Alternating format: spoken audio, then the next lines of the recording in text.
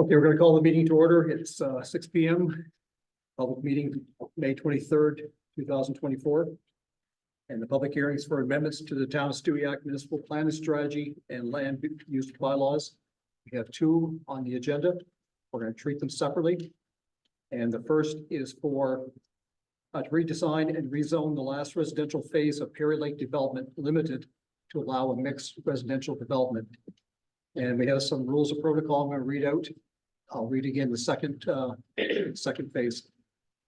So presentations outlines the amendments and development will be done by Mr. Cook, our planner. I'll then ask council at the table if they have any questions for Mr. Cook in this regards. If there's a developer in the audience, then the developer has a chance to speak, same as before. And then I'll ask for anyone from the gallery, which is you. Be here if you wish to speak. Presentation, not debate. Stress that again. It's presentation, not debate. Now, I would ask you to keep it to 5 minutes each time. And with that, I'm going to turn the meeting over to Mr. Crowe. Thank you. Okay, yes, the subdivision, the rezoning is resolved on the third phase of Perry Lake, the second residential phase. In 2007, they submitted a concept plan for all of their area.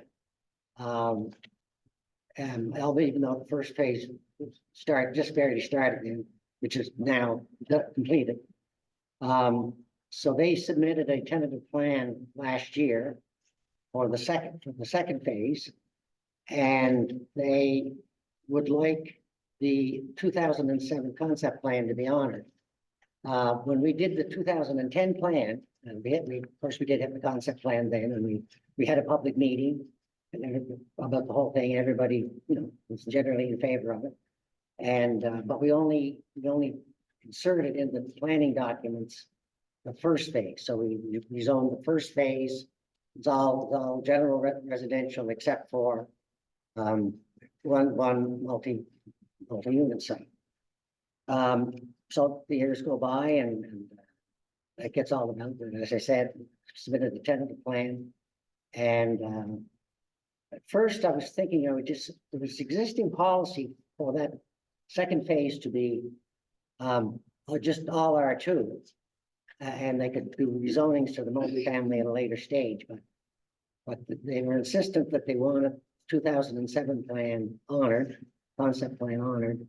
And we had some discussion with staff and then the BAC, and then we decided we would recommend that this 2007 plan be honored. So instead of it being all R2, part of the cul-de-sac, there's 3 cul-de-sacs there. There are R2, but the rest of them are multifamily. And one of the reasons for that, actually, and probably most of you are aware, federal government is really insistent on high density zoning. It's almost a prerequisite to get any funding. We're still trying to work out how much, how much we have to do. Actually, I don't know if you probably heard amendments at Halifax public hearing ended, I think, yesterday, and they're looking to do every zone will be up to 4 units, and on transit routes, I think current buildings are permitted as of right 6 or 8 stories. I can't remember which. So I don't know if that got passed or not, but there was 2 days of presentations, mostly against it. But I think they will likely go ahead of it because this funding seems to be driving a lot of decision making. That's pretty well it. I don't know if anybody has any councils have any questions. We kind of gave it a good going over at the last council meeting. If there's any further questions, glad to answer them. Any questions, Grant? Not yet. Any developers in the audience? Just from Perry Lake, so. Call a second time. Any developers from Perry Lake? Okay. Then we'll open up the floor to the gallery. again, please keep it to 5 minutes if you have any questions. Mr. Cook will do his best to answer. And if they do have, if they would come to the chair in front, because, so we can get the audio recorded for the minutes. You're all shy tonight.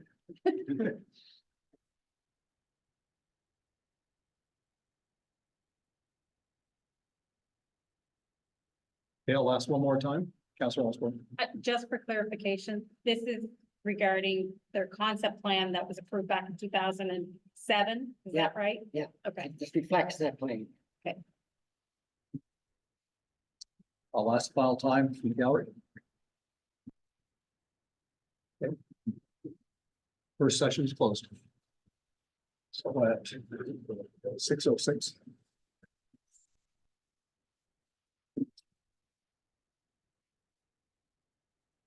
So the same will apply to this second component. And if I miss something, Mr. Grant. Yeah, no, just say, I'm now calling this a public hearing. Calling it a second public hearing. Not if it was staying. We did all, I can check. So we're going to call to order the second hearing. Yeah. And do we need to verbalize the certain parts of it? No, Okay, with that, the same situation, again, I'm going to pass it to Mr. Cook. This amendment, this is an amendment that would, when the planning strategy and land use bylaw were adopted in 2010. PAC had pretty good debate over a section of Main Street that was basically residential. It's basically on both sides of the number 2 highway, between the highway commercial, near the highway and the downtown commercial. There was an argument to be made that it should be all commercial, that continuous commercial zone right along Main Street, where every all the commercial uses would be visible. But one PAC member in particular said, well, no, we should have a buffer in between. We shouldn't have a long continuous commercial strip. We have the highway commercial, then we should have the residential. It's kind of a buffer. And then we would have downtown commercial. And by and large, that did carry the day, and that's what the planning documents reflect. And there was no real opposition or any new ideas came forward about that idea, about that zoning, until a couple of years ago when there was a CBCL did a strategic plan for the town, and we had a public session in here. They discussed various aspects of the town.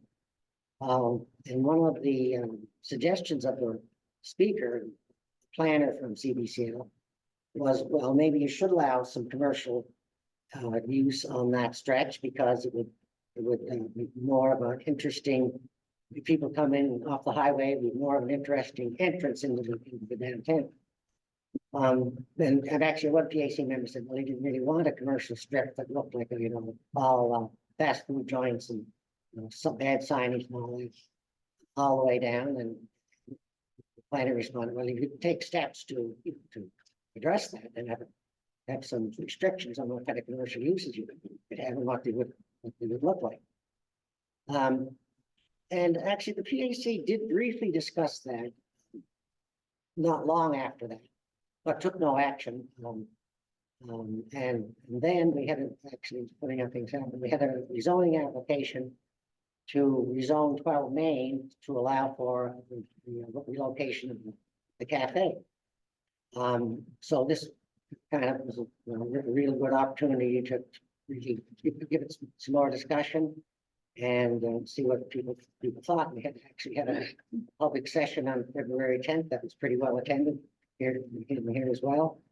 There was a number of emails that came, mostly in support. So the approach I took was I created a special commercial zone called C3 zone. And this zone would only apply to that section, wouldn't apply to any other residential areas.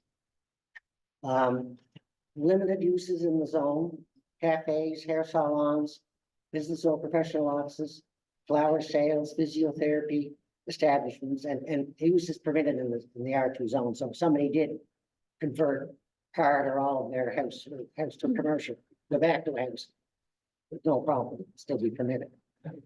And some of the restrictions to make it seem, to try and make it retain a residential aspect of the law is, you know, residential appearance, drive-throughs not permitted, a buffer required to screen the parking lot from adjacent residential areas.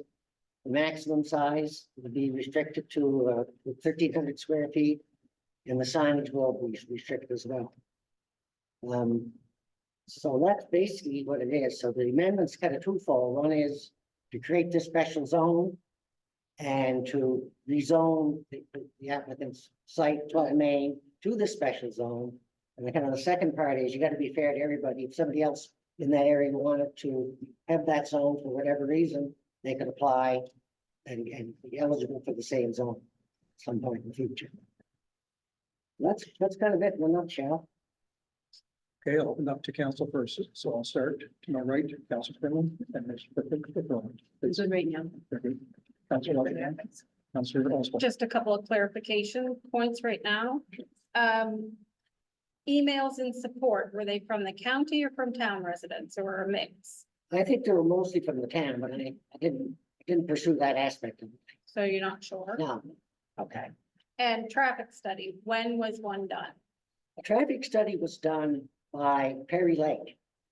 Back when he did his, because his subdivision was right there, right? So like 10 years ago? Yeah, 10 years ago, yeah. Yeah.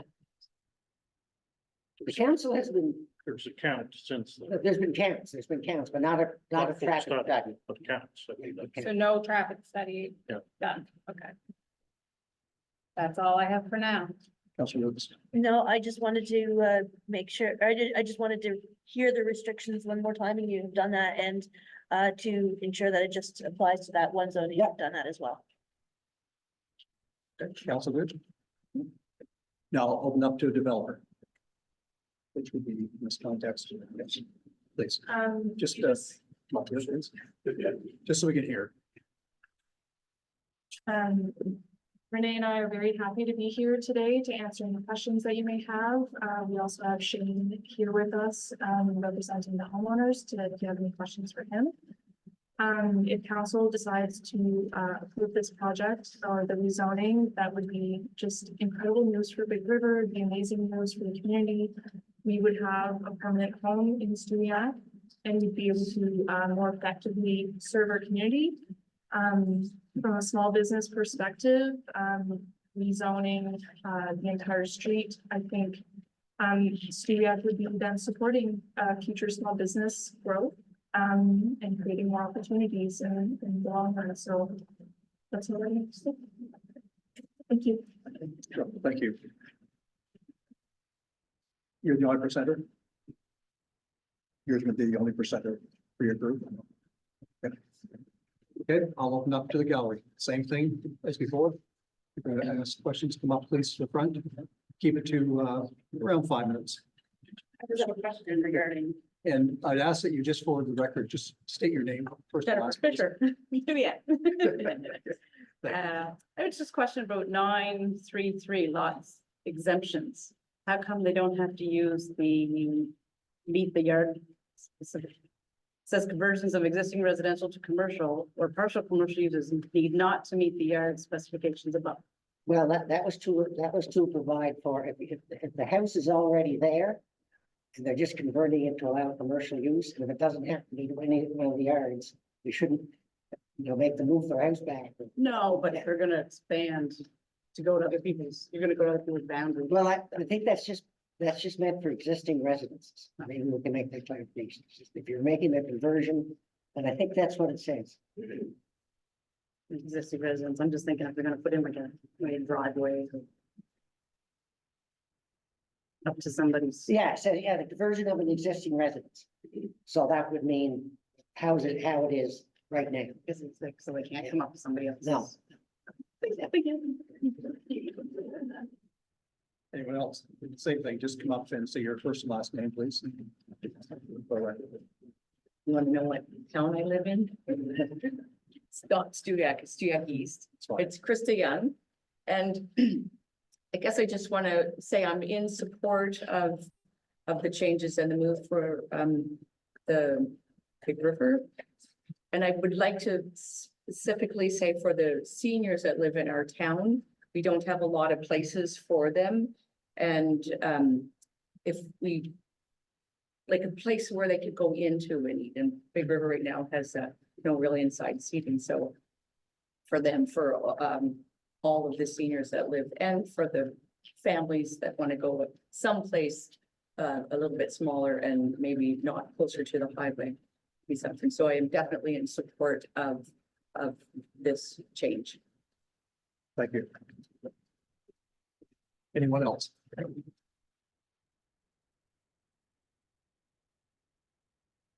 I'll ask one more time.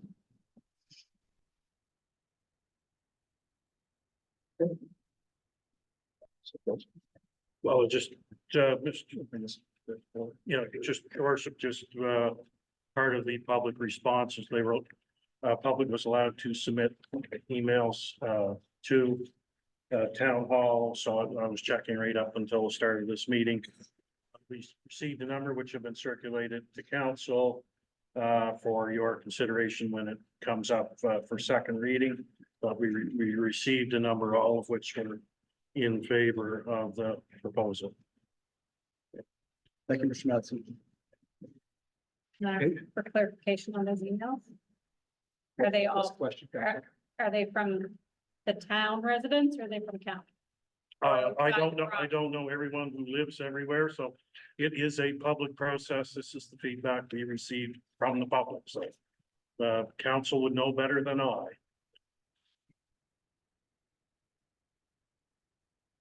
Okay, with that, we are closed.